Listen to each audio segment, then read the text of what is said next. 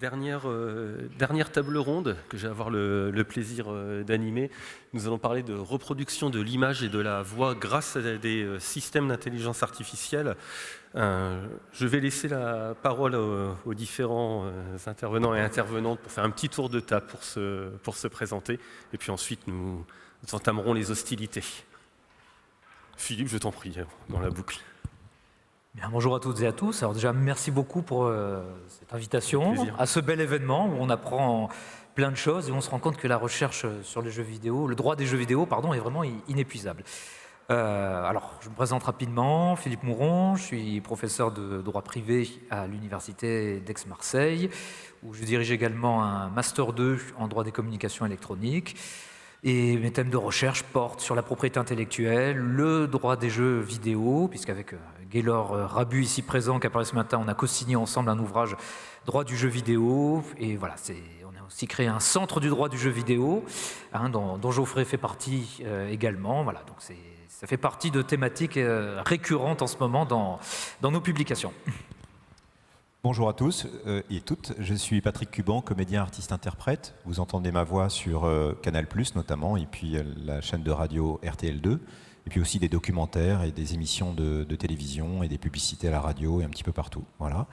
Merci à l'Université de Reims d'accueillir un peu notre communauté, puisque je représente l'association Les Voix, et aussi le collectif Touche pas ma VF, que vous avez certainement suivi sur les réseaux sociaux, avec Brigitte Lecordier, Emmanuel Curtil lors de la cérémonie des Césars. Et voilà, il y a toute une armée d'artistes-interprètes qui sont dédiés un petit peu à ce combat pour garder l'interprétation humaine dans les doublages et les programmes à la télé et aussi les dessins animés pour les enfants. Enfin, c'est assez vaste. Le livre audio aussi, voilà. Partout où il y a de la voix, nous sommes toutes et tous là. Merci beaucoup pour l'invitation, merci Geoffrey et merci à l'université.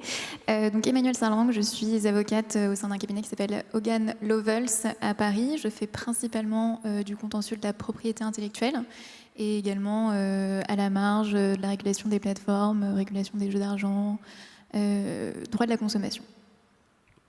Bien, merci à tous les trois.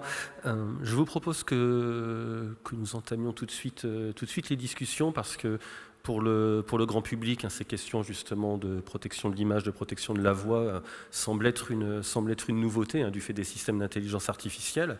Je vais me tourner vers les juristes dans un premier temps. Est-ce que c'est si nouveau que ça justement comme questionnement, comme problématique? Philippe, pour commencer? Alors, est-ce que c'est nouveau? En soi, la réponse est non. Faut bien comprendre que le droit à l'image des personnes, enfin déjà je vais commencer, toute personne a un droit sur son image, qui est le droit d'en autoriser ou d'en interdire la fixation et l'utilisation de l'image fixée. Même chose pour la voix, c'est ce qu'on appelle des droits de la personnalité, donc ils sont attachés à la personne humaine, la personne physique. En fait, historiquement, ces droits sont nés en même temps que les techniques qui ont permis d'y porter atteinte. C'est-à-dire on a commencé à se préoccuper de droits sur l'image quand la photographie a été inventée, de droits sur la voix quand il a été possible d'enregistrer la voix et de la diffuser. Après, tout n'a été qu'une question de développement des techniques, de perfectionnement, d'affinement. Je dirais ce qui est nouveau peut-être avec l'IA, c'est que désormais on peut fixer avec une très grande précision l'image et la voix d'une personne sans sa présence physique. Là où auparavant, pour photographier, pour réaliser une photo ou un film, il fallait la présence physique de la personne. On pouvait toujours tenter de faire des choses en image de synthèse, en dessinant, etc. Mais la restitution n'était jamais parfaite. Là, c'est vrai que maintenant, on atteint un niveau de précision qui est assez troublant, au point qu'on peut croire authentique des deepfakes, des vidéos et des enregistrements sonores qui en vérité ont été faits par l'IA. C'est peut-être ça qui est nouveau. Mais en soi, du point de vue juridique, non, ça n'est qu'une nouvelle étape de franchise sur une échelle de valeur, mais le contentieux est déjà assez ancien en la matière. Emmanuel? Oui, du coup, on a fait avec Philippe une petite liste de plein de contentieux qu'on a pu voir, qui d'abord ont commencé aux États-Unis, comme souvent un pays un peu plus contentieux que la France. On a quelques exemples dans le milieu du jeu vidéo. On avait en particulier Manuel Noriega, qui est un ex-président du Panama, qui était représenté dans le jeu Black Ops 2, sous des traits pas forcément très flatteurs, comme un petit peu violent, voire sanguinaire, et qui du coup avait assigné Activision sur le fondement du coup des droits de la personnalité, mais du coup américains, qui sont donc évidemment pas les mêmes fondements qu'en France. En 2014, il avait été débouté de son action, mais en fait ce qui est intéressant, c'est que il y a eu quand même pas mal de décisions aux États-Unis qui, quasiment toujours, à ma connaissance, ont débouté les demandeurs, parce qu'on a aux États-Unis une conception de la liberté d'expression qui est assez extensive, peut-être plus extensive qu'en France. Il y a eu d'autres exemples, notamment Lindsay Lohan, qui estimait qu'elle s'était reconnue dans un des personnages de GTA V, qui avait du coup assigné Take-Two, et qui à nouveau a été déboutée parce qu'on considérait que c'est pas parce qu'il y a une femme blonde en bikini que c'est nécessairement Lindsay Lohan, que c'était peut-être elle qui s'était reconnue dedans, mais que tout le monde ne l'y reconnaissait pas nécessairement. Il y a eu d'autres exemples, notamment pas que sur l'image, mais aussi sur la voix. Moi, j'avais en tête une décision sur le cri du bébé Murloc. Donc c'était une ancienne employée de chez Blizzard qui avait enregistré le cri du bébé Murloc, donc assez distinctif. Si vous jouez à World of Warcraft, ça va vous dire quelque chose. Et elle avait estimé que l'exploitation qui avait été faite allait au-delà des droits qu'elle avait octroyés, et donc s'était posé une question d'ordre contractuel sur est-ce que réellement elle avait cédé les droits, est-ce que c'était en dehors de son contrat de travail, que c'était pas en dehors de son contrat de travail, enfin des questions contractuelles qui nous intéressent pas forcément parce qu'elles se matérialisent pas de la même façon en France. Mais oui, donc un certain nombre de contentieux aux États-Unis où quasiment systématiquement, à ma connaissance, les demandeurs ont été déboutés, sauf exception, pardon.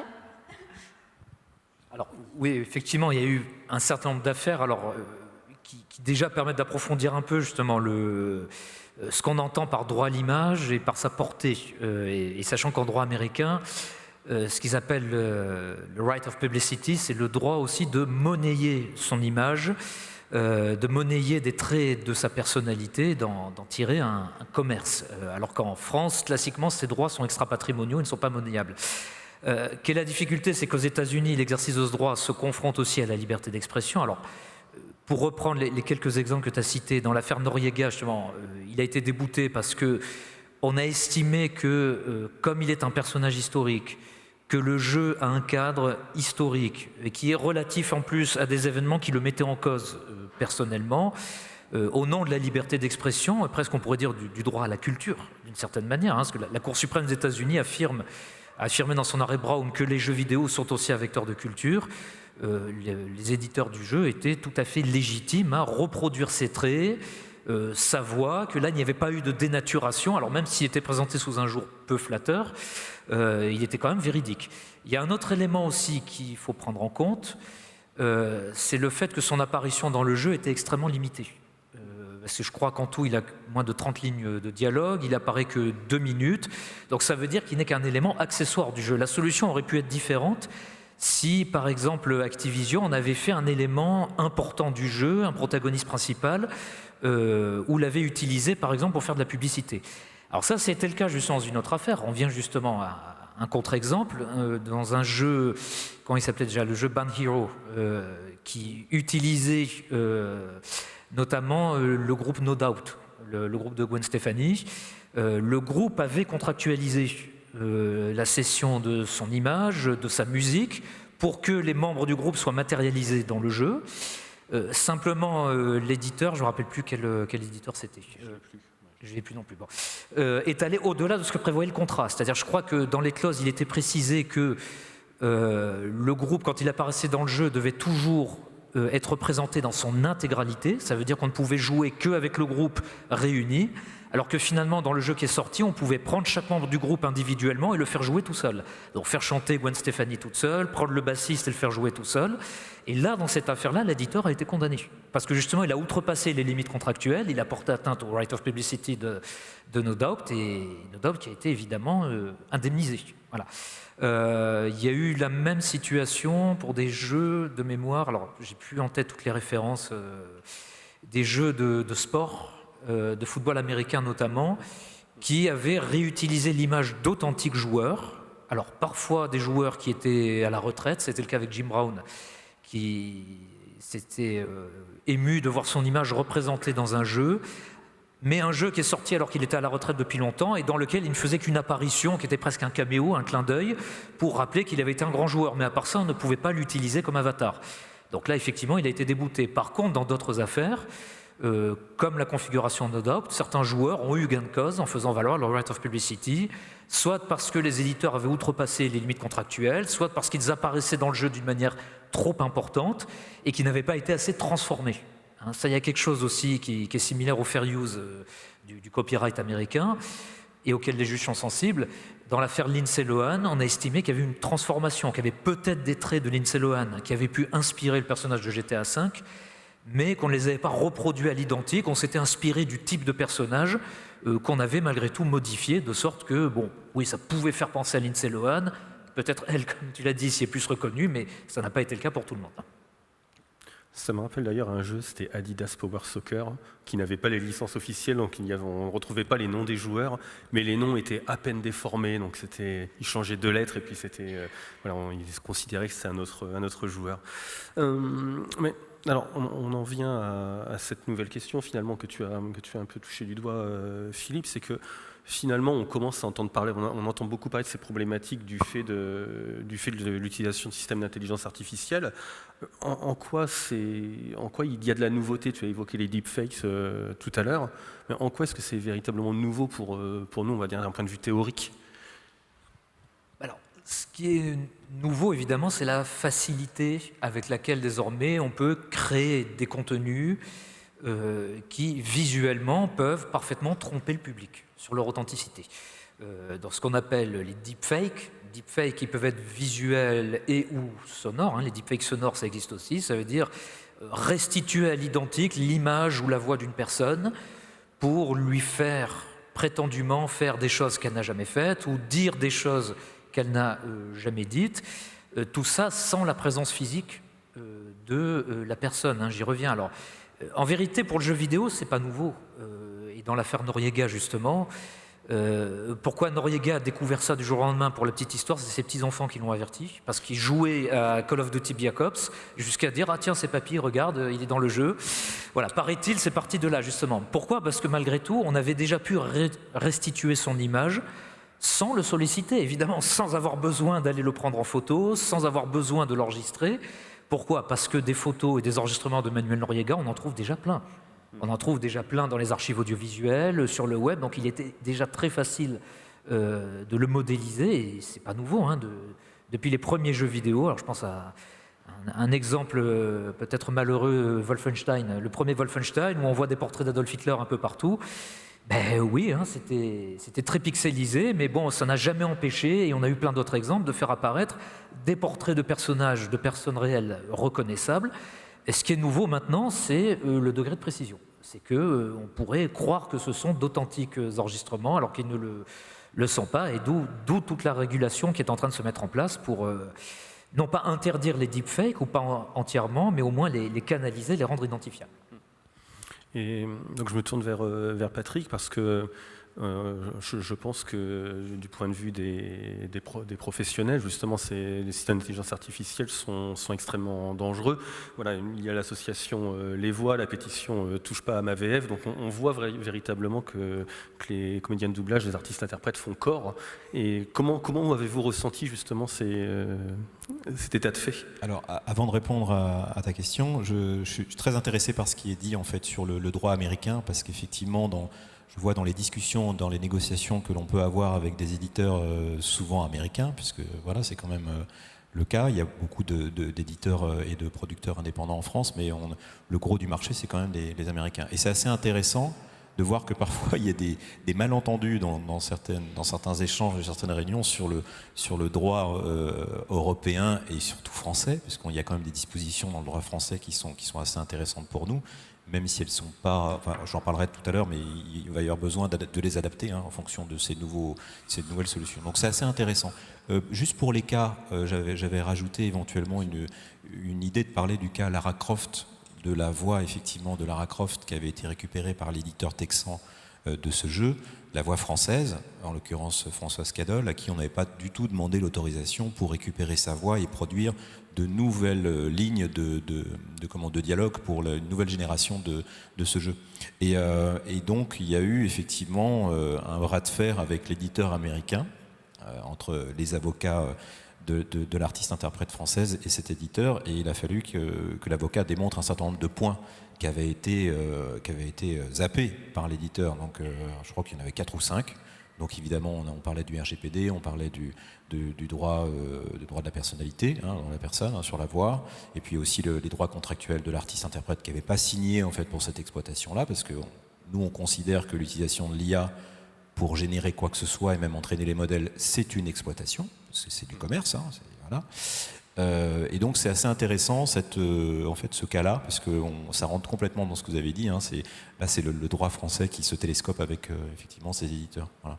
Nous, globalement, en fait, pour répondre à ma question, on s'est mis en route, je dirais, il y a 3 ans, l'association Les Voix, que j'ai créée avec 80 autres artistes-interprètes en 2010. Je m'en suis occupé pendant 8-9 ans. Après, j'ai laissé un peu les clés de cette association à une autre équipe. Et puis, tout en restant proche de cette association. Et on s'est remis en route il y a 3 ans parce qu'on a reçu un coup de fil d'une comédienne qui avait été approchée par une plateforme française de diffusion en fait, de musique pour qu'il puisse cloner sa voix pour en fait, raconter des histoires à des enfants. Et donc c'est un peu ça qui nous a mis en route. On s'est dit, on va utiliser cette technologie pour raconter effectivement des contes pour enfants pour qu'ils puissent s'endormir le soir. Et là on s'est dit, bon, il y a quand même on parlait de biais tout à l'heure dans la table ronde d'avant.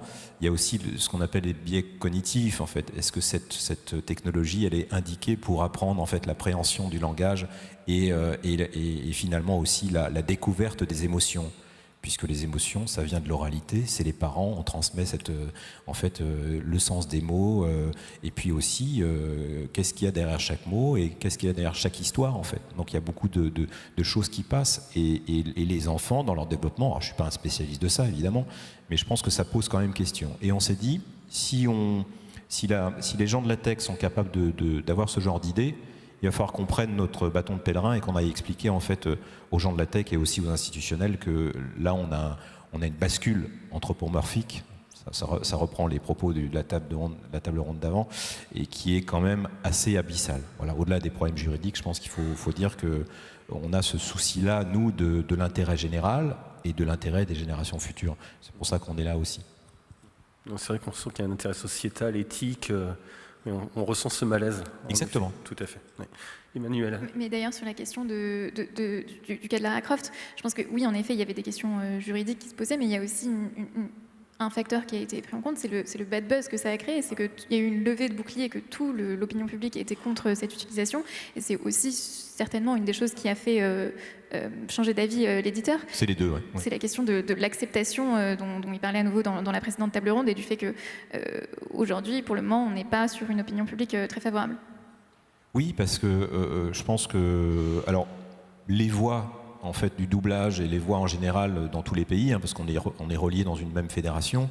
On a été les premiers à prendre la parole sur les réseaux sociaux pour parler des vols de voix. On a été très très médiatisés et on a été tout de suite, on s'est dit, alors soit on dit rien, on regarde ce qui se passe, soit on est proactif et on va prendre les réseaux. Et c'est vrai que sur les réseaux sociaux, les gamers sont plutôt pour les voix et plutôt vers les artistes, parce qu'il y a les conventions gaming. Je ne sais pas s'il y a des étudiants qui vont dans les conventions aussi gaming. C'est énorme, c'est une énorme communauté. Japan Expo, c'est 700 000 personnes. Alors, c'est pas 700 000 personnes qui sont dingues des voix de jeux vidéo, mais en tout cas, il y a une appétence parce qu'il y a ce lien en fait très très fort entre effectivement ces joueurs et la voix effectivement de ces jeux, parce que là, d'un seul coup, dans cet univers très très artificielle, très fabriquée, dans des univers qui sont du domaine de l'imaginaire. Là, il y a quand même des voix assez proches qui effectivement nous raccordent à quelque chose de très, très organique, et on est aussi dans ce travail de l'émotion, en fait, cette connexion d'humain à humain, comme on le fait à la radio, dans des émissions de radio. Je crois que la radio garde où les podcasts aujourd'hui gardent ce pouvoir parce qu'on a ce lien avec cette voix d'humain à humain. Voilà. Alors je te confirme, Patrick, qu'il y a des étudiants ici qui vont dans les conventions, qui jouent aux jeux vidéo. J'imagine. Là-dessus, tu as visé dans le mille. Si on en vient du point de vue du droit, des fondements juridiques qui peuvent être mobilisés, c'était rapidement évoqué. Voilà, on pense tout de suite à l'article 9 du Code civil, qui permet de protéger les droits de la personnalité. On pense au règlement général sur la protection des données, le droit d'opposition qui a été évoqué tout à l'heure, et les droits voisins des artistes-interprètes. Si on s'en tient à ces fondements juridiques, mettons le règlement intelligence artificielle de côté pour l'instant, mais voilà, Emmanuel et Philippe, si on s'en tient à ça, est-ce que vous estimez qu'on a un arsenal juridique qui est suffisant, qui est efficace, totalement, partiellement? Voilà, je me pose vraiment la question de l'efficacité de notre droit positif hors règlement intelligence artificielle pour l'instant. Je peux commencer juste sur la question du droit voisin des artistes-interprètes. On a les mêmes problématiques que ce qui se passe en matière de droit d'auteur, qui est qu'on a cette exception de text and data mining, de fouilles de textes et de données, pour lesquelles c'est encore un peu une zone grise. On ne sait pas encore exactement comment cette exception va être interprétée par les juges français. Donc, pour rappel, il y a deux conditions. Pour rappel, l'artiste-interprète ne peut pas s'opposer à la copie de sa prestation si elle est faite à des fins de fouille de textes et de données. Et il y a deux conditions à cette exception au droit voisin. C'est que la source doit être licite, donc ça pose pas de problème. Et c'est que l'artiste-interprète ne doit pas s'y être opposé. Et donc là, il y a une question qui se pose de comment est-ce qu'on s'oppose de manière efficace. Il y a des sociétés de gestion collective qui ont, je crois, mis des clauses types en place sur comment s'opposer de façon efficace. Mais avant ça même, en fait, il y a un débat sur est-ce que l'exception est applicable, oui ou non. Parce que certains considèrent que c'est pas parce qu'il y a utilisation de la prestation qu'il y a nécessairement exploitation au sens du droit d'auteur, que ça ne serait donc pas un acte qui relèverait du monopole. Il y en a qui considèrent que l'exception de text and data mining, elle n'a pas été mise en place pour l'entraînement des outils d'intelligence artificielle, et c'est nécessairement le cas puisque temporellement elle a été créée bien avant. Et donc, on a quand même encore beaucoup de doutes sur est-ce que entraîner un outil d'intelligence artificielle sur une prestation d'artiste-interprète, c'est une contrefaçon, oui ou non. On a des doutes sur est-ce que l'exception de text and data mining s'applique, oui ou non. Et donc ça, nécessairement, ça crée une certaine incertitude qui est peut-être préjudiciable à tout le monde finalement, parce que personne ne sait trop sur quel pied danser. C'est une insécurité globale. Exactement. Et puis après, on a tous les problématiques de charge de la preuve dont on a parlé évidemment dans la table ronde précédente. Donc ça, c'est les principales limites que je vois actuellement en matière de droit voisin des artistes-interprètes. Tout à fait. Nous, on l'a exprimé, l'opt-out.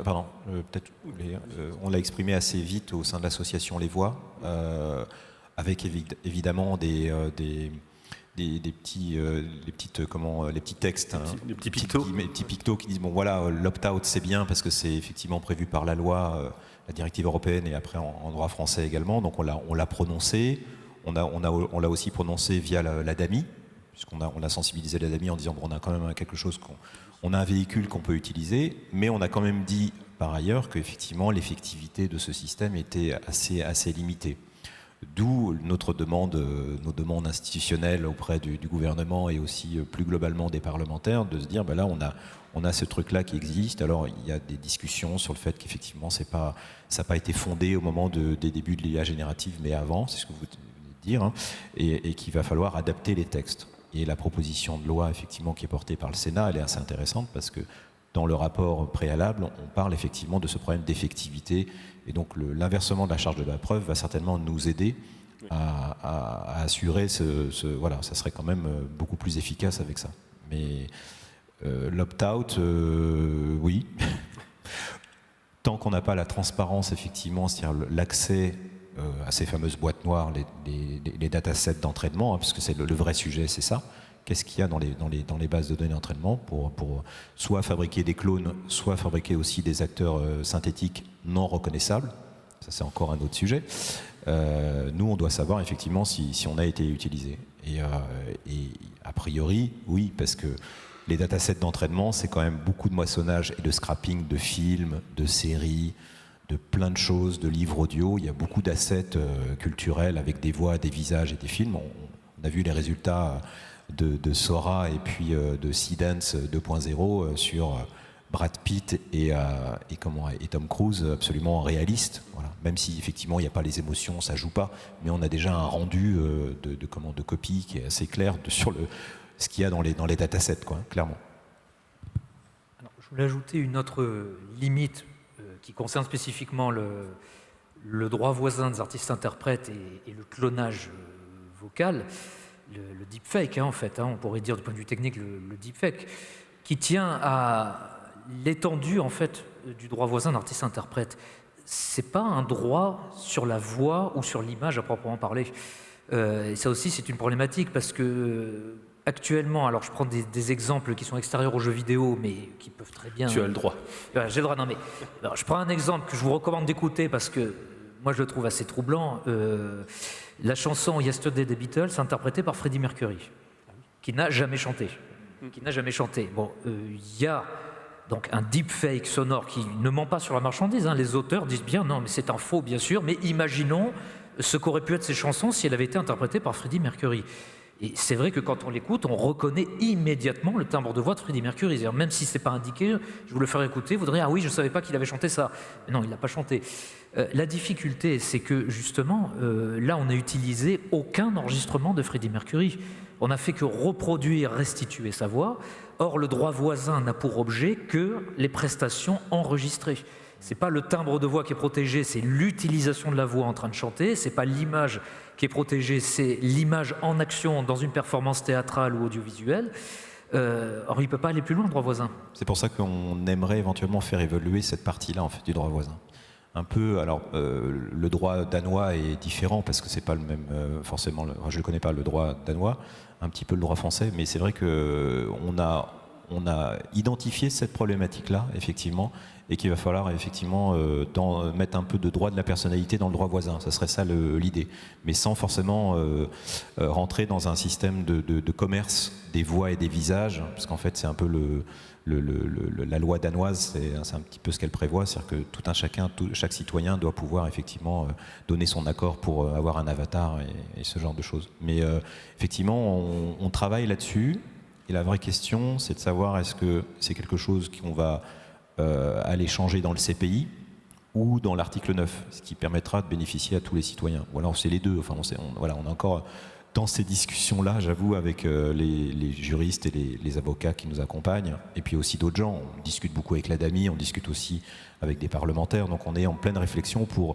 justement cette problématique-là, que le droit de la personnalité soit effectivement inclus dans le droit voisin. Voilà.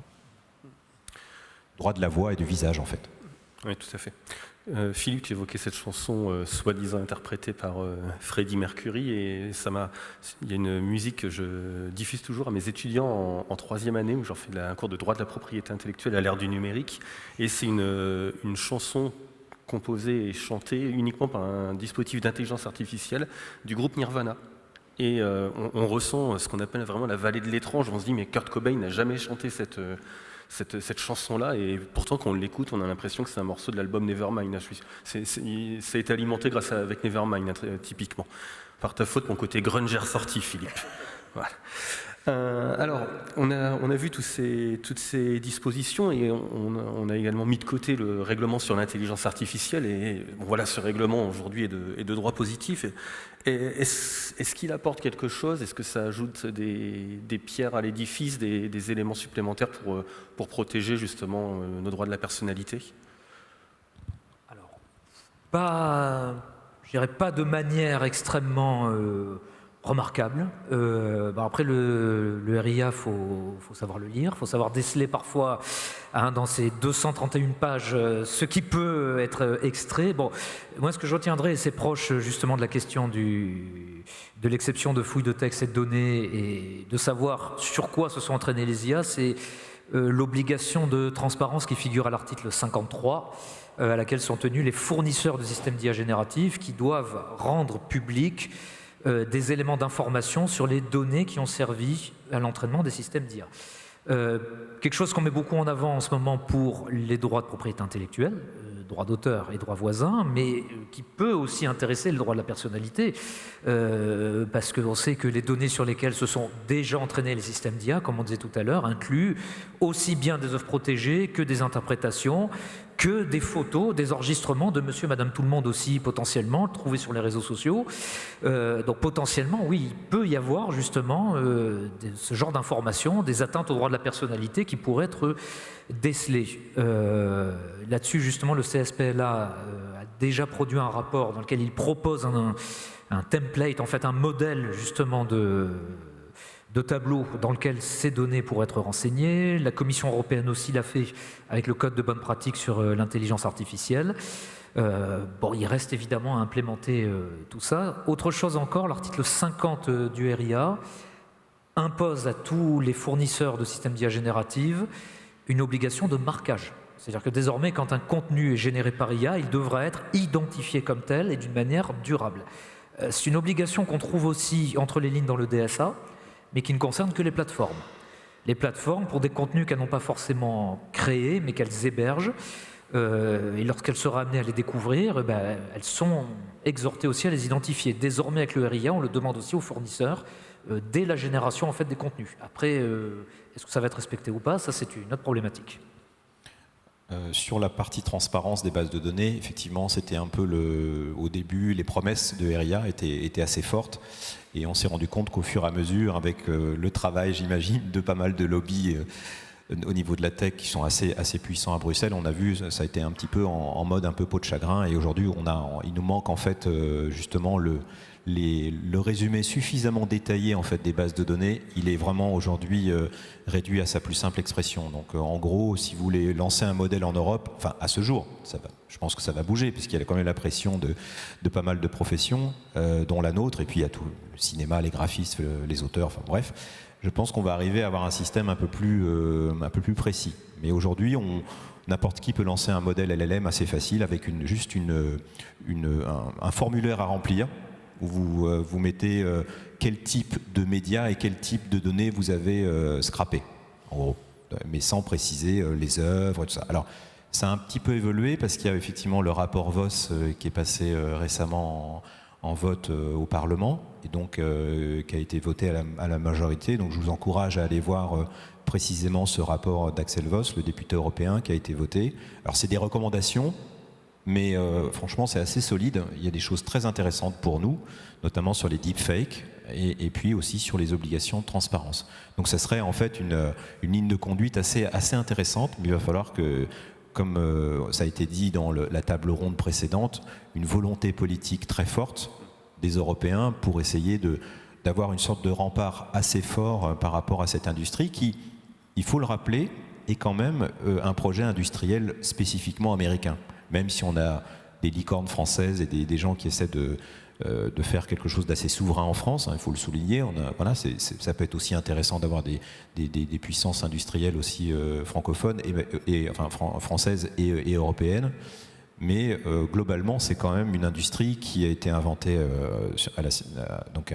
en Californie, dont le projet est de mettre à disposition de tous les citoyens du monde en fait des outils pour pouvoir créer de la musique, des textes, des vidéos de manière instantanée. Voilà.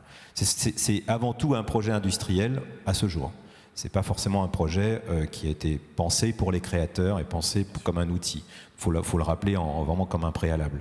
Donc sachant cela, il faut qu'on puisse arriver à essayer de protéger ce qui fait en fait notre richesse en Europe, c'est la culture. Ça ne veut pas dire qu'il n'y a qu'une seule culture, mais on a une richesse culturelle européenne qui est quand même assez intéressante et il faut qu'on se donne les moyens juridiques pour effectivement nous aider à ne pas que ça ne casse pas complètement notre économie culturelle, parce que c'est beaucoup d'emplois et on a effectivement si on reprend la thématique du jeu vidéo, on a un savoir-faire absolument dingue. Et en fait, nos talents sont souvent utilisés par des Américains pour produire des choses. On le voit dans l'animation aussi, dans les dessins animés chez Disney. Donc on a un vrai savoir-faire parce qu'on a des super écoles et on a notre culture. Donc il faut qu'on la protège. Il faut qu'on voilà. Je suis un peu divergé, je suis désolé, mais c'est très bien comme ça, Patrick. Et Emmanuel, toi, dans ta pratique, est-ce que tu as senti vraiment un tournant avec le règlement intelligence artificielle face à ces problématiques-là, ou est-ce que ça t'a semblé plutôt marginal, on va dire? Je suis assez d'accord sur le fait que le règlement IA, à la fin, a été réduit à pas grand-chose. Donc, c'est pas nécessairement le règlement IA qui a fondamentalement changé les choses. Je pense que la proposition de loi qui est actuellement là au Sénat va plus avoir d'effet sur notre pratique quotidienne que n'a pu l'avoir le règlement IA. Mais je me permets simplement de revenir sur ce que tu disais sur l'idée que c'est un peu né dans la Silicon Valley et que c'est une idée qui était avant tout américaine. Je vais peut-être me faire l'avocat du diable, mais je crois qu'on a quand même quelques belles boîtes de tech en Europe également. Je pense notamment à Mistral. Et Mistral a été assez critique de la proposition de loi, notamment devant le Sénat. Donc oui, peut-être rappeler que il y a aussi une industrie de l'intelligence artificielle en Europe, qu'on touche à des questions de compétitivité de l'Union européenne, qui sont peut-être du wording qui est régulièrement mal utilisé, mais en tout cas... voilà, cette idée que si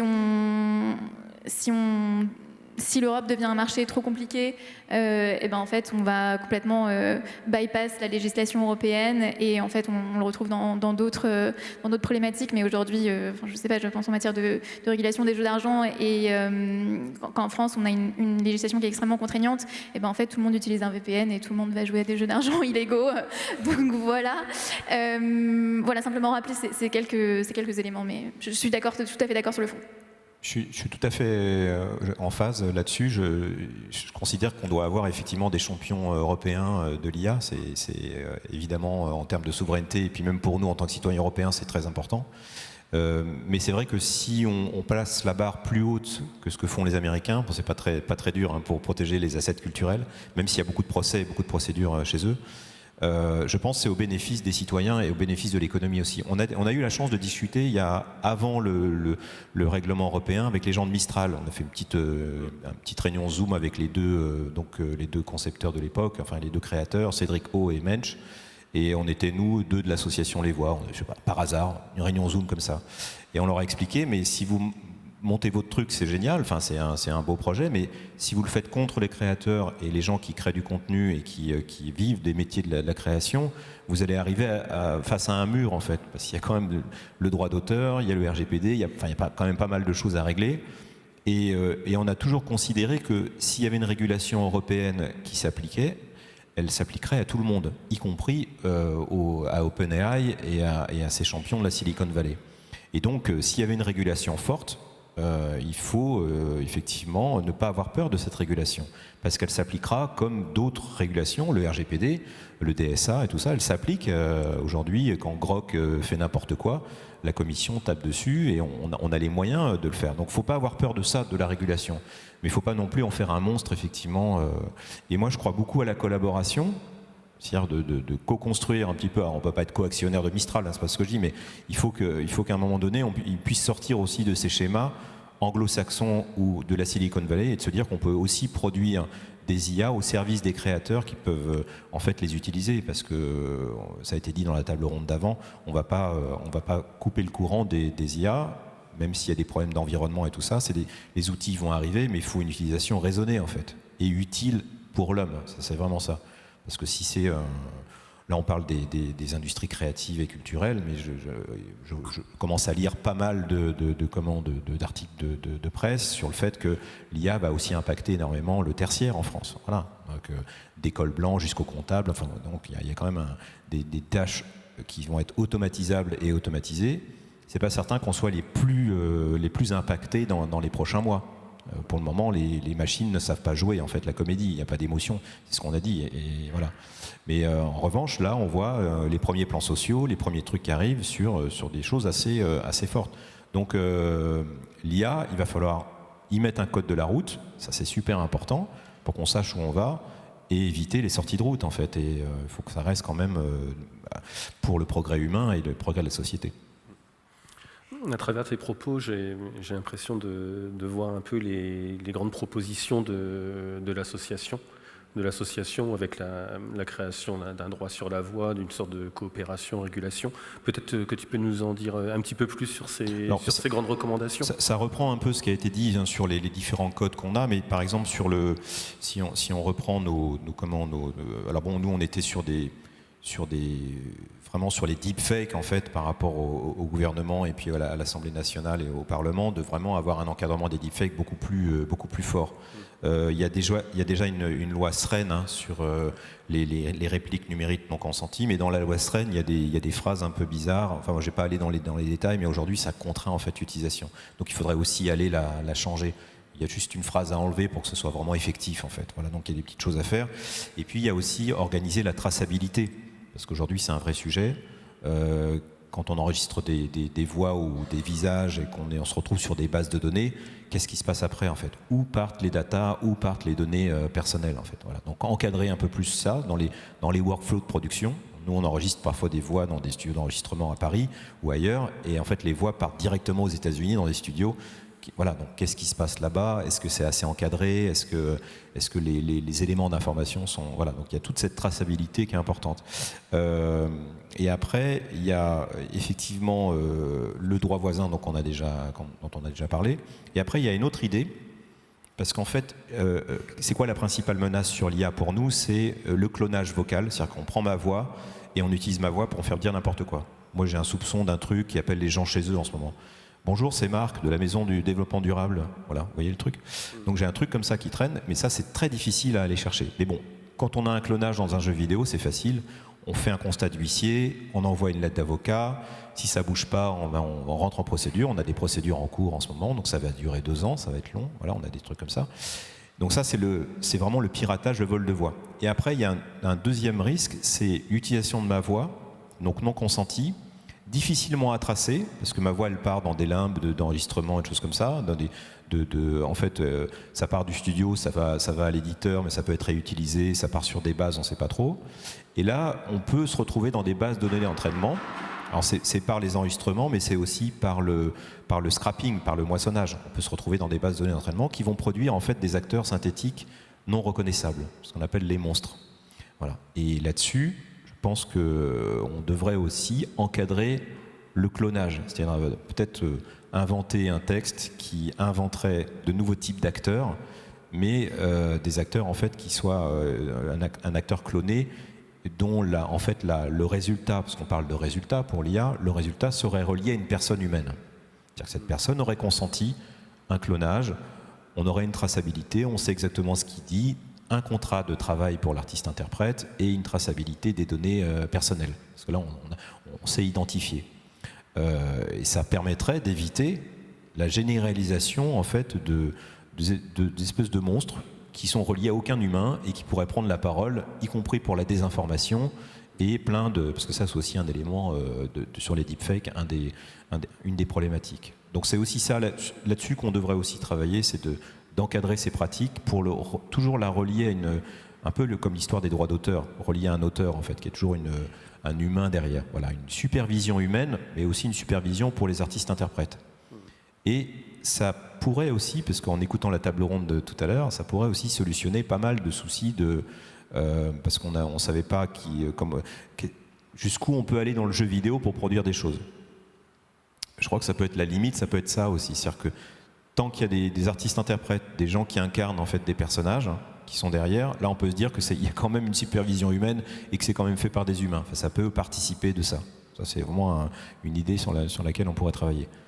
Ça peut aussi être un élément pour la conditionnalité des aides. C'est-à-dire qu'on a des aides à la production pour le cinéma, pour les séries et pour les jeux vidéo. Eh ben, si vous voulez recevoir un financement, il faut prendre des artistes, des gens qui travaillent avec des contrats et aussi des artistes-interprètes. Voilà. Là, on a au moins la garantie qu'il y a au moins des humains. Voilà. La conditionnalité des aides, ça peut être une piste super intéressante pour cette industrie. Je t'en prie, vas-y. Ça marche, oui. Pardon. J'aimerais juste réagir à ce que vous venez de dire. Je trouve ça très intéressant, justement. Il faudra qu'on reste en contact, qu'on échange sur le sujet. Bon, parce que moi, je m'interroge. Alors, à la fois, je vais vous faire un constat et puis j'ai aussi une interrogation. Moi, j'entends tout ce que vous dites, mais en l'état actuel des choses, le droit à la voix, le droit sur la voix en tant que droit de la personnalité, donc au sens de l'article 9 du Code civil, a un champ plus étendu que le droit voisin, parce que justement, il permet de protéger, de conserver la maîtrise d'attributs de la personnalité. Maintenant, dans les faits, alors je peux être contredit dans ce que je vais dire, autant des images, quand on reproduit l'image d'une personne, on peut généralement la reconnaître spontanément plus vite, autant pour la voix, c'est moins évident. La voix déconnectée du nom, déconnectée de l'image, bon, ça peut être une voix. Alors certains vont dire, ah oui, ça me rappelle la voix de machin, de machine, etc. C'est quand même beaucoup plus diffus. Alors d'autant plus qu'il y a eu un peu de jurisprudence. Alors elle est un peu datée. Il y a eu une recrudescence d'affaires dans les années 70 autour d'imitation de voix. Alors, après, j'en viendrai au monstre que vous avez évoqué justement. Et on a quand même plusieurs tribunaux qui ont affirmé que imiter quelqu'un relevait de la liberté d'expression. Donc l'imitation de la voix, je trouve que c'est un jugement, c'est en matière commerciale. Je me demande si c'était pas le tribunal de commerce de Paris en 1974 dans une affaire, je pense publicitaire ou autre, a estimé qu'il y avait une liberté d'imitation. Le seul cas, alors à ma connaissance, où le droit de la personnalité a été mobilisé avec succès, concernait l'imitation de la voix d'un acteur de théâtre dans une publicité audiovisuelle. L'acteur, c'était Claude Pieplu, qui était un grand acteur de théâtre avec une voix caractéristique, et qui justement a toujours refusé de son vivant de prêter sa voix dans des contenus commerciaux. Et là, oui, on a trouvé quelqu'un qui l'a imité à la perfection, au point que le public a cru que c'était Claude Pieplu.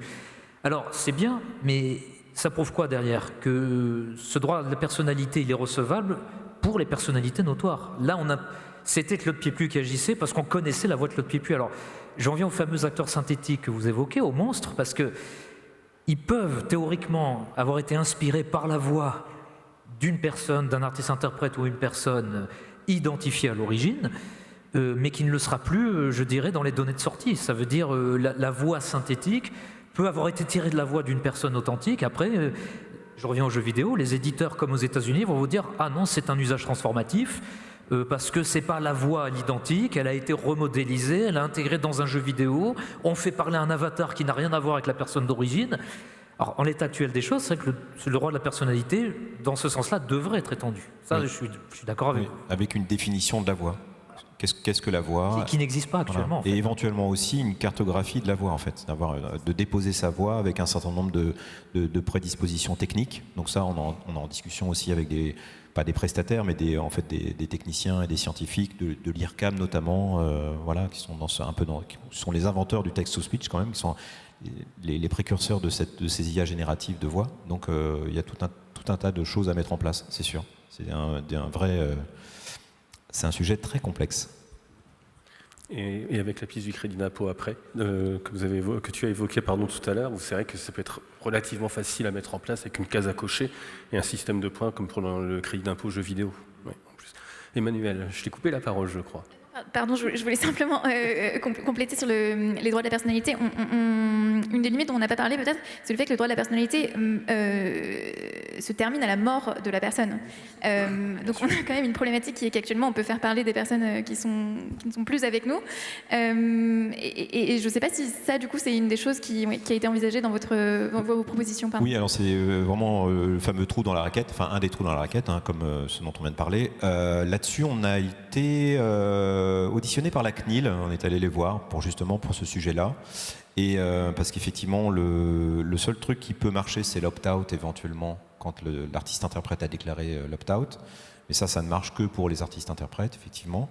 Il peut y avoir éventuellement ce qu'on appelle les vœux pré-mortem. Voilà, effectivement, c'est pas le terme, mais je l'ai inventé. Mais après, il y a une autre disposition dans la loi informatique et liberté. Apparemment, il y aurait un dispositif qui est un peu caché, qui serait une sorte de registre. Voilà, et qui ne demande qu'à être rebooté, en tout cas utilisé à ces fins-là. La loi informatique et liberté, qui est vraiment un truc beaucoup plus ancien que le RGPD et qui peut être effectivement utilisé. Et apparemment, il y aurait une disposition là-dessus. Voilà. Bien caché. Oui. C'est peut-être lié à ce qu'on a pu appeler le testament numérique, justement. Parce que c'est une création française, ça, c'est pas le RGPD qui le prévoit, effectivement, parce que ça a été ajouté à la loi informatique liberté en 2016. À l'origine, surtout pour régler le sort des données qui restaient en ligne dans les réseaux sociaux. Régler le sort en fait des profils de personnes décédées qui restent en ligne, que en fait les réseaux sociaux continuent d'exploiter, parce que ce qui les intéresse à travers les données des morts, c'est les données des vivants. Et quelque part, d'ailleurs, on l'avait dénoncé parce qu'on avait dit oui, c'est une entorse au principe d'intransmissibilité des droits de la personnalité, parce que désormais la personne pourra décider de son vivant si après sa mort les données doivent être maintenues ou pas. À l'origine, c'était pour les réseaux sociaux, mais c'est vrai que techniquement, on pourrait très bien imaginer. Donc c'est un dispositif qui peut se retourner contre la protection de la voix, en fait, qu'une personne dise non, mais moi j'ai pas de problème pour qu'on utilise ma voix, mon image après ma mort pour créer du contenu dans des jeux vidéo ou autre, etc. Donc faut presque, oui, que comme ça. C'est une entorse à l'intransmissibilité, ça pourrait donner une assise justement à ce genre de pratique. Parce qu'aujourd'hui, c'est effectivement les familles qui décident un petit peu, voilà, il y a une sorte d'habitude juridique là-dessus. Pour la mémoire du défunt, on autorise effectivement l'utilisation, c'était le cas de la voix d'Alain Dorval, pour la voix de Stallone, en fait, qui a été utilisée par la fameuse start-up Eleven Labs, qui est un peu la grosse start-up dans cet univers-là, qui est à la bourse de New York, qui est valorisée 11 milliards maintenant, donc c'est des gros trucs. Mais c'est vrai que là, pour le coup, la famille, les ayants droit, en l'occurrence la ministre Aurore Berger, donc la fille de ce comédien de doublage, la voix de Stallone, avait autorisé pour un essai. Voilà, c'est ce qu'elle avait déclaré. Et puis Amazon Prime Video a essayé de balancer comme ça une bande-annonce sur les réseaux pour essayer de tester un peu finalement le public. Et le résultat n'a pas été bon du tout. Et le public a eu le fameux bad buzz, l'acceptation sociale niveau 0. Quoi. Voilà, donc effectivement, ils ont arrêté tout de suite. Mais ils ont essayé, au cas où, sur un malentendu. Ça peut marcher. Mais en effet, Philippe, c'est la loi pour une république numérique du 7 octobre 2016. Oui, c'est ça où on retrouve un peu cet ovni qui est la mort numérique et qui fait perdre des cheveux à de nombreux notaires d'ailleurs pour la mise en œuvre de cette disposition. Alors justement, on parle un peu d'anticipation. Là, on voit qu'on essaye de contrôler, de garder le contrôle sur l'image et sur la voix. Et on a vu apparaître quelques débats justement sur des clauses qui étaient insérées dans des contrats qui sont noyés justement dans les contrats. Je vais me tourner vers Emmanuel. Tu vas endosser ta robe d'avocate. Justement, est-ce que tu as déjà vu ce genre de clauses? Est-ce qu'il y a des points de vigilance que tu pourrais identifier? Oui, bien sûr. Donc, nous, on travaille de temps en temps sur des contrats de cession de droits d'artistes interprètes. C'est sensiblement la même chose qu'en matière de droit d'auteur, qui est qu'on a un formalisme assez strict en droit français. Chacun des droits cédés doit faire l'objet, doit être nommément dans la clause. On doit prévoir la destination, on doit prévoir la durée, on doit prévoir le territoire, etc.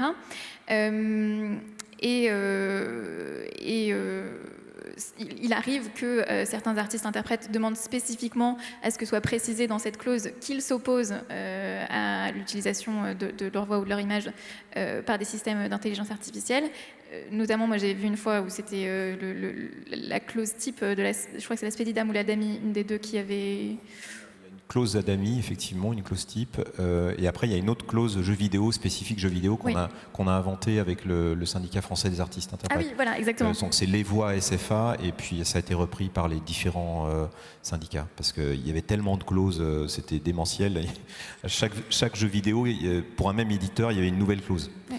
Et on ne retrouvait pas les clauses, la même clause dans d'autres pays aussi. Donc en fait, il y a une sorte de jeu comme ça pendant 2 ans, où les éditeurs ont essayé de nous envoyer des clauses. Alors c'était très compliqué pour nous de recevoir une nouvelle clause à chaque fois. On renvoyait à l'avocat et donc on s'est dit bon, on va inventer une clause qui, selon nous, nous protège réellement et on va la pousser. On la pousse sur les réseaux sociaux et on la pousse aussi dans les négociations en disant voilà la clause qui peut nous intéresser, nous protéger efficacement. Oui, non, tout à fait, merci beaucoup. Mais du coup, en fait, la problématique à laquelle on est le plus souvent confronté, c'est qu'on a quand même un formalisme qui est assez fort en droit français, mais c'est qu'on a souvent des éditeurs qui poussent pour un droit étranger. À ce moment-là, évidemment, on n'a pas les mêmes protections qui sont offertes aux artistes-interprètes. Après, il y a des questions assez compliquées de est-ce qu'on peut vraiment soumettre ces contrats de cession à des droits étrangers. C'est des questions un petit peu compliquées, mais voilà, en fait, nous, on est plus souvent dans le cas de figure d'Américains qui viennent nous voir et qui nous disent moi, je veux soit pas travailler avec des artistes interprètes français, soit que mon contrat soit soumis à un droit plus favorable. Et c'est malheureusement souvent plutôt ces problématiques-là. Ouais, ils ont du mal, en fait, à considérer que c'est le droit du pays qui s'applique sur le lieu d'enregistrement. Enfin, moi, j'en suis resté là. C'est qu'effectivement, logiquement, c'est le droit français qui doit s'appliquer pour les enregistrements en France. Voilà. Donc, on essaie aussi de cette clause française, on essaie aussi de la traduire dans d'autres langues et on la distribue aussi à d'autres pays parce qu'elle reprend les problématiques de clonage non voulu et aussi d'entraînement des systèmes d'IA pour produire des voix synthétiques non reconnaissables. C'est vraiment le point, en fait. J'en parlais tout à l'heure avec un des intervenants de la table ronde. Si par exemple dans un jeu vidéo, on veut prendre ma voix pour un univers dans un jeu qui serait généré par l'IA, par exemple, donc on sait qu'on a tant de phrases qui vont être générées par l'IA, pourquoi pas dans l'absolu? Parce que demain il y aura des systèmes de jeux dynamiques, des environnements dynamiques. Là je sais où est ma voix, je sais qu'elle va être utilisée sur tel personnage, selon un mode d'exploitation, une durée, un territoire. Voilà. Et puis c'est encadré. Le seul problème qu'on a aujourd'hui, c'est que pour générer ces trucs-là, on n'a pas encore de système suffisamment, je parle de système d'IA, suffisamment dit de confiance au niveau de la gestion des bases de données qui en fait, nous sécurise techniquement. Voilà. Parce que tous ces systèmes, voilà, ils échangent La problématique, c'est l'opacité des bases de données. On ne sait pas si la base de données d'Eleven Labs, elle n'est pas utilisée par d'autres systèmes concurrents d'Eleven Labs. Il y a un marché de la base de données, il y a un marché des données aujourd'hui qui est complètement opaque en fait, entre les différentes sociétés et on ne sait pas trop ce qui se passe. Donc là-dessus, pour le moment, nous, on est en pause. Pourquoi pas du clonage, vraiment hyper bien contractualisé, mais aujourd'hui, quid des outils qui sont utilisés derrière en IA? Parce que là, il y a une perméabilité des bases qui nous met en insécurité pour la suite, en fait, clairement. Donc c'est pour ça qu'aujourd'hui, on a des clauses strictes. Et on a aussi des demandes de la part de certains éditeurs, notamment américains, de pouvoir faire un peu ce qu'ils veulent en fait. S'ils veulent générer de la voix synthétique non reconnaissable, ils veulent pouvoir le faire. Donc nous on leur dit, bah ça c'est vraiment une ligne que nous on peut pas lâcher parce que dans la table ronde précédente on cherchait le terme. Pour nous le terme c'est effacement, c'est très clair. C'est effacer en fait les artistes-interprètes de ce futur-là. Donc nous, on a envie de rester dans la boucle, évidemment, parce qu'on croit en l'émotion humaine, on croit en l'artiste et puis au travail d'équipe dont on parlait. On le voit je prends toujours le film Intermarché, Le Loup. Ben, le Loup, c'est ça. C'est l'exemple type d'un travail de 80 personnes, 80 intelligences humaines qui ont créé ce loup, en fait, et qui parle à tout le monde et qui a fait 1 milliard de vues, je crois. C'est énorme. Donc voilà. Donc aujourd'hui, le succès, il repose sur le travail d'équipe. Il y a des artistes-interprètes, mais il y a aussi des dessinateurs, des gens qui font tout quoi, post-prod aussi, les gens qui organisent, les auteurs, enfin voilà, c'est les musiciens, c'est vraiment tout un travail d'équipe. Donc c'est ça qu'il faut garder. L'IA doit rester un outil. Si ça reste un outil, il faut que nous on puisse avoir en fait le contrôle de ça. C'est-à-dire, ok, vous avez besoin de nous cloner pour telle et telle étape parce que c'est nécessaire. Il y a une nécessité d'inventer des univers. Pourquoi pas? Il faut que ce soit vraiment encadré et qu'il y ait une traçabilité des datas, en fait. C'est ça le sujet. Donc aujourd'hui, on n'a pas ça. On n'a pas la traçabilité. C'est pour ça que le niveau de confiance avec les éditeurs américains, il est assez bas pour l'instant. On n'est pas contre la techno, mais aujourd'hui, le fait est qu'on n'a pas tous les tenants et les aboutissants de qu'est-ce qui va se passer après derrière. Voilà. Donc, le contrat doit évidemment prévoir quelles sont les utilisations autorisées et interdites, mais une fois qu'on a donné le droit d'utiliser sa voix pour entraîner des systèmes d'intelligence artificielle, se pose aussi la question de la rémunération.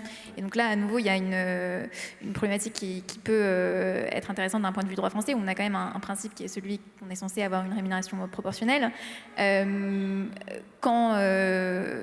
Quand on connaît précisément, voilà, j'enregistre une voix pour un titre AAA, je sais à peu près, j'ai une idée de quelle va être la valeur qui va être tirée de ma voix, et j'arrive à estimer assez bien quelle rémunération je peux vouloir demander. Sachant que, généralement, moi en pratique, je vois plutôt des rémunérations forfaitaires, parce qu'on considère que la voix n'est pas l'élément principal, l'image n'est pas l'élément principal du jeu vidéo.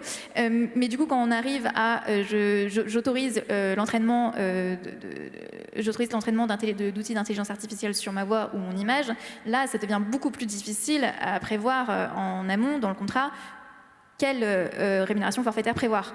Et donc, se pose la question de est-ce qu'on revient à une rémunération proportionnelle. Évidemment, les éditeurs, surtout américains, ont du mal à le concevoir et à l'accepter.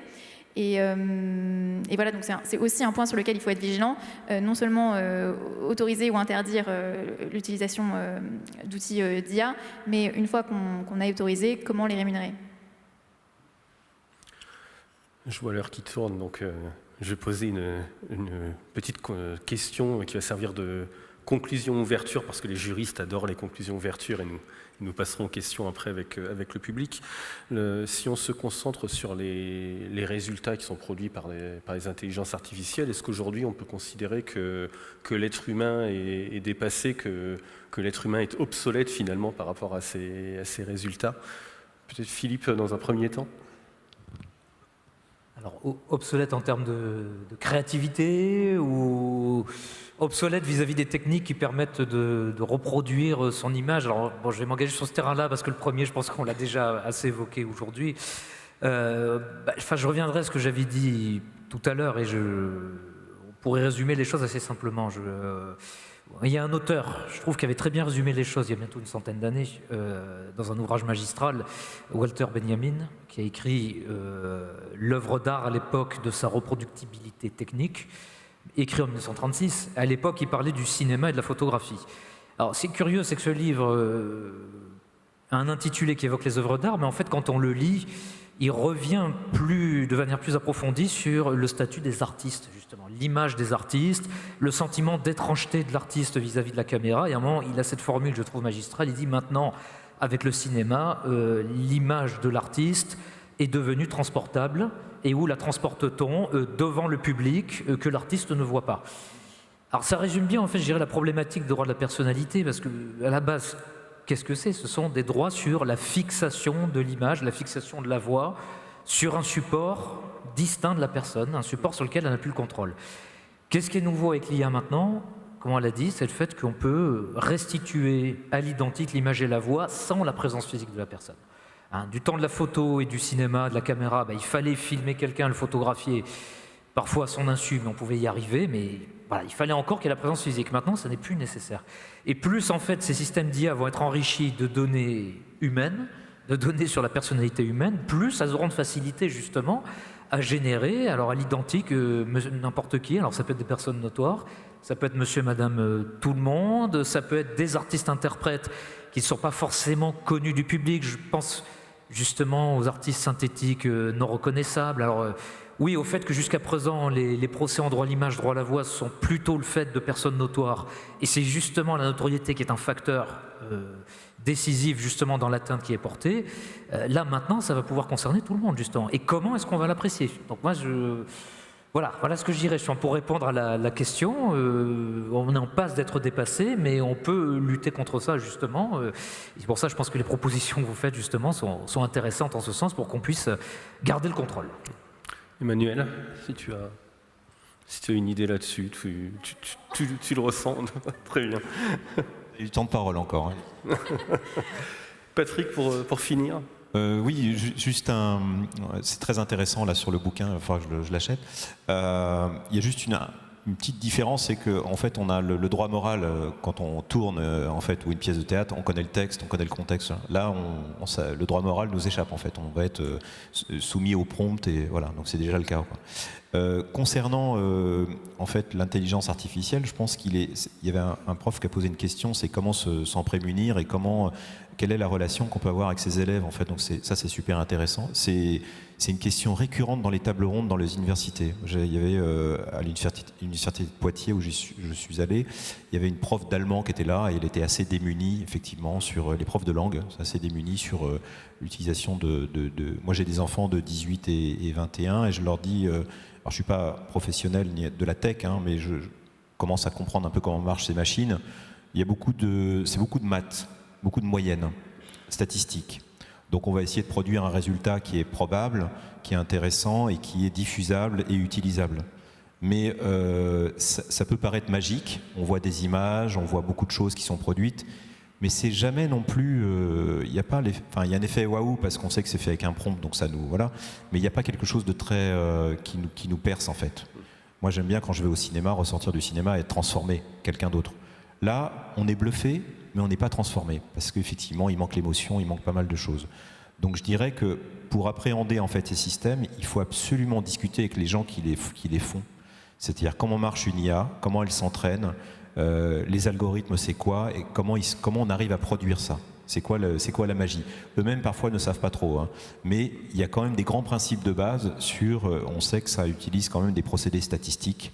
Et si on part de ce principe-là, de statistiques et de moyennes, on peut se dire que les résultats qui vont être obtenus vont être assez moyens. C'est pareil pour un texte sur ChatGPT, on va avoir un truc, ça va nous produire un texte qui sera effectivement satisfaisant, il ne va rien oublier, il y aura des biais, il y aura des erreurs, évidemment, faudra vérifier, mais ce n'est pas ce qu'on nous demande en tant qu'humains. Nous, tous les jours, on nous demande de nous dépasser, en fait. Et c'est ça qui est intéressant. Donc l'IA, aujourd'hui, elle nous pousse à nous dépasser, clairement. Et nous, pour les comédiens, artistes, interprètes, c'est un peu ce qu'on nous demande en studio. Aujourd'hui, si on nous fait venir en studio, c'est pas pour lire des phrases de manière monotone. On veut avoir un artiste-interprète qui interprète réellement le texte et qui amène en fait de sa patte comme ça. Et donc c'est ça qui change un peu notre rapport au futur et au présent aujourd'hui. Il y a une sorte comment je pourrais dire d'excellence qui est demandée à l'humain aujourd'hui. Voilà. Merci à tous les trois. On va passer aux questions. J'ai vu qu'il y avait une main qui s'était levée. Je vais embêter Pauline. Ouais. Oui, on va prendre une question dans le public et puis on va prendre la question dans le chat après. Kéra, merci. Il y a 2 questions dans le public. D'accord. Est-ce que vous m'entendez? Oui. Merci pour cette discussion. C'est une question qui va rejoindre un peu ce que disait Philippe sur la doublure. Et certains éléments de réponse ont déjà été fournis par Emmanuel et Patrick. Cette question, c'est sur l'articulation entre le droit des artistes-interprètes et celui des exploitants. Et ce serait pour savoir à quel moment, ou du moins sous quelles conditions, la voix d'un artiste-interprète peut-elle devenir une composante de l'identité d'un produit et par conséquent faire l'objet d'appropriation de cet exploitant-là. Je fais référence par exemple à Rick and Morty, par exemple, l'auteur de cette émission, qui a quitté et qui faisait la voix en fait du personnage principal qui a quitté et donc ils ont dû trouver un remplaçant, et même la voix de Luffy de One Piece qui est déjà en train de préparer son successeur, et c'était pour voir un peu cette étendue et comment s'articuler le droit et l'expérience. Concernant l'exploitation, pour nous, on est lié en fait à une durée, à un territoire. Voilà, donc c'est tant qu'il y a de la production, nos voix sont utilisées, par exemple, pendant 50 ans. Voilà, moi, je signe des contrats souvent pour tout ce qui est DADR et doublage, c'est 50 ans. Donc l'exploitant peut nous utiliser pendant 50 ans. Dès lors qu'il faut utiliser de l'IA pour faire en fait un clonage, c'est pareil, on rentre dans un cycle de négociation, alors soit avec la personne qui est encore là, ou éventuellement les ayants droit, si tant est que la personne disparue, et si elle n'existe plus, à laisser des dispositions dans ce sens. Mais c'est effectivement des contrats d'exploitation au profit des ayants droit. C'est comme ça que ça marche. C'était ça le sens de la question ? Oui. Ok. Alors peut-être que vous pouvez compléter, mais je crois que c'est ça. Alors, oui, je vais dire en fait, c'est vrai qu'une voix, un enregistrement, un slogan qui jusqu'à présent, mais ça a peut-être changé malheureusement, était forcément lu par quelqu'un, peut devenir un élément approprié d'une entreprise, peut être une marque sonore par exemple, mais évidemment, là je fais une incursion sur le droit des marques.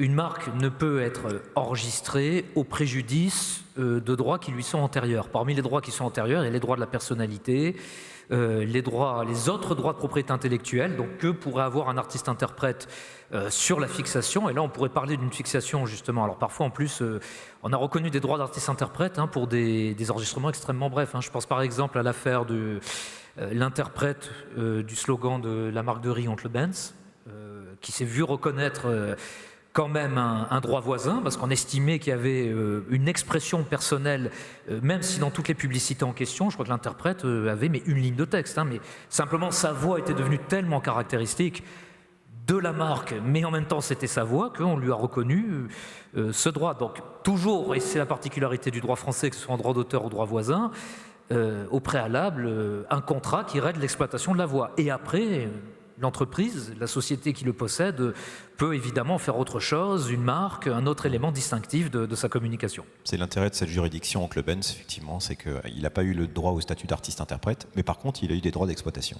parce qu'on estime qu'il y a eu une utilisation. Et créer un lien fort entre un enregistrement audio ou une image et une marque, évidemment, ça permet, comme on l'a dit, de donner une certaine humanité, ça permet de créer un univers plus réel, mais ça expose aussi à un risque qui est que toute marque qui est associée à une égérie, en fait, est associée à une personne qui mène une vie et qui peut avoir des soucis dans sa vie. Voilà, je pense par exemple à Pierre Ménès qui faisait la voix de FIFA. Et qui, le jour où il a été accusé d'agression sexuelle, il y a quand même eu un backlash assez important des joueurs qui ont immédiatement dit à EA, il faut immédiatement retirer sa voix, je ne veux plus entendre la voix de cette personne dans mon jeu. Donc voilà, créer un lien fort entre une marque et une personne, c'est aussi s'exposer à certains risques. Et en même temps, c'est la connexion avec le public. C'est-à-dire qu'effectivement, aujourd'hui, peut-être grâce à l'IA aussi, il y a une demande de la part des marques d'avoir effectivement, même pour la voix, d'être relié à une personne identifiable, reconnaissable, et que le public peut effectivement reconnaître. Voilà. C'est valable pour des chaînes de télé, pour Canal+, notamment, et puis d'autres médias aussi. Il y a cette espèce de lien avec le public, et c'est un peu mis en scène. Ça commence à être mis en scène en ce moment, parce qu'ils ont besoin d'avoir ça. Un peu comme les journalistes de sport aussi, ou les présentateurs de télé, il y a ce lien-là qui existe, et aussi pour les... Il y a des marques en fait qui isolent. Là, il y a une marque de distribution hyper connue allemande, sans la révéler, mais ils ont un contrat avec la comédienne qui fait tous les spots radio. Voilà, tous les spots radio de cette marque, effectivement, elle a un contrat d'exclusivité parce qu'ils pensent que c'est important de le contractualiser parce qu'on est dans le quotidien des gens. Donc ça, aujourd'hui, c'est de la valeur. À l'heure de l'IA, l'identification à des artistes-interprètes ou des personnes, des mannequins, c'est hyper important. Ce qui est assez troublant aujourd'hui, quand on prend les transports en commun ou même dans la ville, on regarde les panneaux publicitaires et moi j'ai ce truc-là en ce moment, je me pose la question, mais est-ce que c'est une vraie personne en fait? Donc on a ce doute sur la véracité des images. On a la même chose dans les spots à la télévision ou à la radio. On se dit, mais la radio ça marche pas encore, sur la voix c'est pas probant, mais sur les affiches, aujourd'hui on se demande, mais est-ce que cette personne existe? Voilà. Et pour les marques, c'est une vraie question. Je crois qu'il y avait une seconde question. On va prendre une question dans le chat, le temps que le micro circule. Kéra, dites-nous.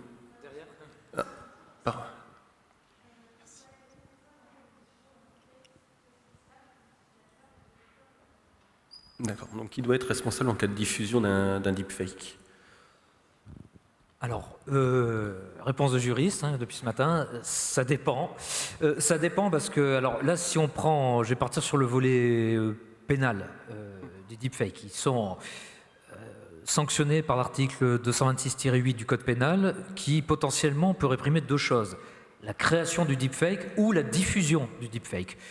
Ça peut faire deux auteurs différents de l'infraction en fait. Donc ça pourrait être l'auteur du deepfake, donc la personne qui, là concrètement, a écrit le prompt dans lequel cette personne demande spécifiquement de générer un contenu qui reprend l'image et ou la voix d'une personne identifiée et qui restera identifiée. Et le seul fait de créer est déjà sanctionnable, et le fait de diffuser également, notamment sur un service de communication en ligne, est sanctionnable. Alors il y a quand même une limite, là je le signale, parce que on pourrait se demander, mais alors dans ce cas, est-ce que les jeux vidéo seraient concernés ? La réponse est non, parce que le code pénal, l'article 226-8, prévoit quand même une exception. L'infraction n'est constituée que si le deepfake paraît réaliste ou qu'il n'est pas indiqué que c'est un deepfake. S'il est indiqué que c'est un deepfake, ou si le deepfake est diffusé dans un contexte sur lequel le public ne peut pas se tromper, par exemple un contexte de fiction comme un jeu vidéo, là évidemment l'infraction ne sera pas constituée.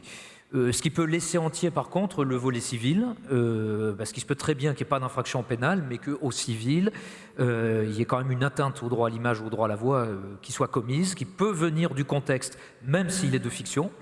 Là encore, je me permets d'apporter une ou deux précisions, parce que on a tendance à penser que parfois la fiction exclut l'atteinte, parce qu'elle crée une distanciation, c'est pas vrai. Hein. Et en jurisprudence, on a eu des cas justement où l'atteinte au droit de la personnalité a été caractérisée. Alors, moi j'ai deux exemples qui viennent à l'esprit, et il y en a un qui concerne les jeux vidéo.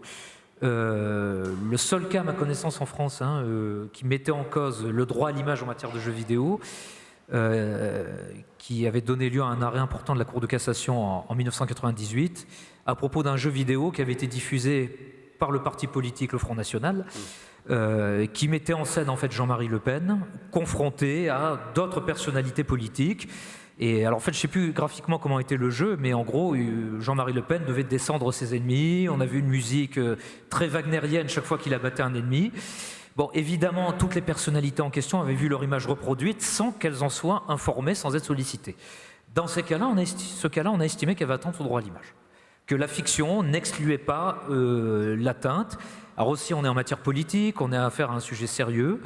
L'autre affaire à laquelle je pense, alors elle concerne aussi le Front National, elle concerne aussi Jean-Marie Le Pen, mais là, à son préjudice, à son détriment, puisqu'il avait été mis en scène dans un roman. Alors un roman, une œuvre de fiction, mais une œuvre de fiction qui se prétendait inspirée de personnages authentiques, et notamment de Jean-Marie Le Pen, et un roman en fait qu'il présentait sous un jour qui était extrêmement caricatural, extrêmement outrancier, qui a valu, alors là je crois, une condamnation pour diffamation à ses auteurs, qui a été jugée tout à fait légitime par la Cour européenne des droits de l'homme. Donc pour dire que, voilà, on pourrait théoriquement faire un deepfake d'une personnalité dans un jeu vidéo. A priori, c'est de la fiction, donc l'infraction n'est pas caractérisée. Mais selon le jour sous lequel cette personne est présentée dans le jeu vidéo, il pourrait y avoir une atteinte. Alors sur un autre terrain pénal, ça peut être la diffamation, ou pourquoi pas au civil, article 9 du Code civil. Alors juste pour être tout à fait exhaustif, il y a une autre décision. Alors elle m'a échappé celle-là. Mais du coup, c'était une décision de référé, donc moins intéressante sur le fond. Mais du coup, il y avait une décision, Jonas Savimbi, qui était un chef rebelle congolais, voilà, qui avait été reproduit dans Black Ops 2 aussi. Je la connaissais aussi. Alors. Il y a eu un jugement Grand Corps Malade aussi, sur l'utilisation de la voix de quelqu'un aussi, dans un des titres, qui est assez intéressante, justement sur la voix. Et le fameux article sur la loi Sren, là, sur les deepfakes, c'est la phrase qui dit « S'il n'apparaît pas à l'évidence qu'il s'agit d'un contenu généré algorithmiquement ». C'est impossible à dire. Algorithmiquement. C'est l'article 226-8. Voilà, qui réprime le montage sonore ou visuel d'une personne. Alors à l'origine, c'était le montage photographique audiovisuel, désormais étendu au deepfake, avec cette phrase. Mais avec l'IA, ça marche pas, en fait. Avec cette phrase étant trop, en fait. En fait, si on indique que c'est un deepfake, que ça a été généré par IA, l'infraction n'est pas constituée, ou s'il est diffusé dans un contexte qui exclut la confusion, donc typiquement un jeu vidéo, l'infraction n'est pas constituée. Une dernière question, monsieur. Alors, en deux mots. Oui, ça va être très court. Comme dirait le joueur du grenier, en 4 notes.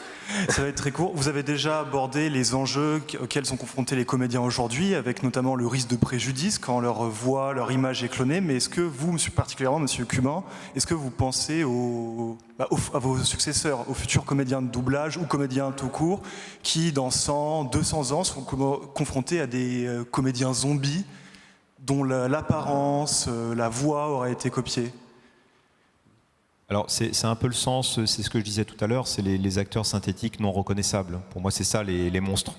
Vous les appelez zombies, moi j'appelle monstres, mais c'est quelqu'un, en fait c'est un acteur ou une actrice qui serait généré à partir de 50 000 acteurs ou actrices, et qui serait effectivement pas reconnaissable, et qui serait vraiment le produit que de la machine.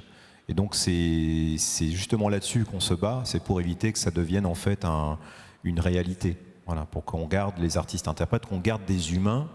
Quand on écoute un livre audio, qu'on regarde une fiction à la télévision ou sur les plateformes ou au cinéma, qu'on ait la certitude de voir des humains. Voilà, ce qui permettrait quand même de garder une expérience humaine dans tous les divertissements, et puis aussi de garder la valeur du travail des sociétés de production et de tous ces gens qui produisent. Parce que dès lors qu'on enlève les artistes-interprètes, on supprime tous les métiers autour. Donc les chefs-op, les décorateurs, les électriciens, enfin tout le personnel technique. C'est valable pour le son aussi, à moindre mesure, parce que le son, il y a un assistant de prod, une DA et un ingénieur du son, plus toutes les équipes de la femme de ménage, voilà, enfin, l'ensemble de la société. Donc c'est plus réduit. Par contre, pour le cinéma, dans un plateau de cinéma, il y a 150 personnes, quoi. Donc dès lors qu'on enlève des scènes parce qu'on les fait en IA, là on enlève le boulot de 150 personnes. Voilà. Mais c'est au-delà des problématiques sociales, il y a aussi de manière sociétale et philosophique de savoir dans quelle société on a envie de vivre demain. Ça a été dit dans la table ronde précédente de manière assez claire en fait. C'est pour ça qu'on est là. Hein. Le juridique n'est qu'un moyen essentiel de compréhension et surtout de régulation. Mais le but c'est ça, c'est de garder l'humain le plus possible dans cette espèce de tsunami algorithmique qui arrive sous nos yeux. Et pour finir, nous subissons la pression du chat, il y a des questions. Donc une question, une seule, the last. Alors, qui doit être considéré comme responsable en cas de diffusion d'un deepfake préjudiciable? On l'a faite celle-là. Donc prends-en une autre. C'est une question pour Monsieur Cuban. Êtes-vous plutôt optimiste concernant l'avenir de l'art et de l'humanité en général par conséquent?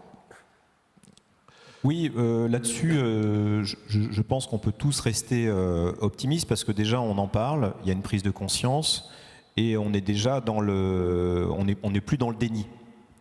Nous, c'est vrai qu'il y a 3 ans, on est allé à la Commission européenne voir les collaborateurs de Thierry Breton, il n'était pas là, et on avait fait à l'époque pour leur expliquer ce qui allait arriver, on avait fait un deepfake de Thierry Breton. Donc on avait pris sa voix et on avait fait un deepfake, ça restait tout à fait poli, hein, mais c'était rigolo. Et on leur a expliqué tout ce qui allait arriver maintenant. Donc la désinformation, le fait qu'on allait pouvoir faire des reportages 100% synthétiques, avec une réalité, un réalisme époustouflant. On est en plein dedans, on le voit avec les différents conflits, on peut générer des scènes de guerre absolument incroyables, et on se laisse tous duper. On le voit dans la musique aujourd'hui, on écoute des chansons faites par de l'IA, c'est tout à fait confondant en fait. Hein. Il y a eu un test qui a été fait par Deezer, 85% des Français sont fait piéger en écoutant de la musique 100% IA. Ils font pas le distinguo en fait. Donc ça commence à être des sujets dont on parle dans les journaux de 20 heures, beaucoup dans la presse, et on connaît les possibilités. C'est à nous maintenant, en tant que citoyens, êtres humains, habitants sur cette terre, de se dire, voilà, qu'est-ce qu'on fait avec cette technologie? On a inventé les voitures, on a inventé le nucléaire. Le nucléaire, il y a des autorités de sûreté, il y a des contrôles, il y a des lois. On sait que c'est une technologie qui peut créer le meilleur comme le pire, et là, en l'occurrence, c'est la même chose. On a quelque chose de très ultra puissant qui peut produire le meilleur comme le pire. Donc c'est un défi pour l'humanité qui n'est pas non plus compliqué à relever, enfin qui est compliqué à relever mais qui n'est pas inatteignable. Voilà. Et donc c'est effectivement en parler autour de soi, être un peu militant à sa mesure peut effectivement amener à... Il faut surtout qu'il y ait des décisions politiques. Alors pour le moment, pour les gens même de la Commission européenne il y a 2-3 ans, c'était encore abstrait. Bon, on a réussi à leur faire changer un peu d'avis, mais le règlement européen tel qu'il a été fait, il n'a pas été non plus, il n'a pas inclus les industries créatives et culturelles. Hein. C'est ce que Philippe disait tout à l'heure, c'est très restreint. Hein. On parle très peu des deepfakes. Enfin, c'est vraiment, il y a un article ou deux. Alors que le vrai sujet aujourd'hui, celui qui impacte beaucoup nos sociétés, c'est celui-là. Au-delà de l'automatisation de tout ce qui est tertiaire et de toutes les professions intellectuelles. C'est un vrai paradoxe aujourd'hui, c'est qu'effectivement, cette technologie, elle a été inventée pour remplacer le travail intellectuel. Donc on n'a pas le choix que non pas de la combattre, mais de la réguler et surtout de voir comment dans nos sociétés on peut l'implémenter sans qu'on devienne tous esclaves de ce truc-là. Bien, merci à tous les trois pour tous ces échanges. Merci beaucoup. C'était le jingle de fin. C'est ma hanche métallique qui est en train de sonner, apparemment, je n'ai pas de hanche métallique. Je vous propose de rester avec moi pour le propos conclusif. Voilà, je vais finir très rapidement par un petit mot de clôture, voilà, pour se rendre compte que finalement, après toute cette journée, on a soulevé quand même bon nombre de questions liées à l'utilisation des systèmes d'intelligence artificielle. Pas forcément des réponses, mais voilà, de bonnes pistes de réflexion. Puis je vois qu'il y a des liens qui se sont établis, donc ça c'est toujours une satisfaction lors de ces journées. Je voudrais remercier plusieurs personnes, déjà toutes les intervenantes et tous les intervenants de la journée qui ont fait le déplacement jusqu'ici. Je sais qu'il y en a certains qui viennent de loin, qui ont vraiment des contraintes d'emploi du temps, donc merci à tout le monde. Je voudrais également remercier toute l'équipe événementielle de la faculté de droit et de sciences politiques, donc Pauline, Kéra, Rania, Jean-Mathieu, Alexandra, parce que c'est vous qui avez monté tout ça. Voilà, donc merci beaucoup.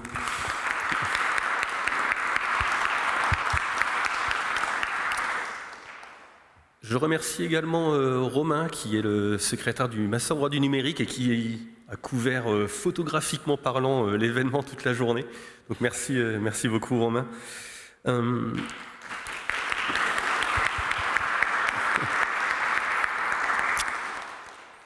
Également, pour toute la logistique, un grand merci à toute l'équipe, je cite le nom officiel, Pôle Ingénierie pédagogique et production audiovisuelle de la direction du numérique.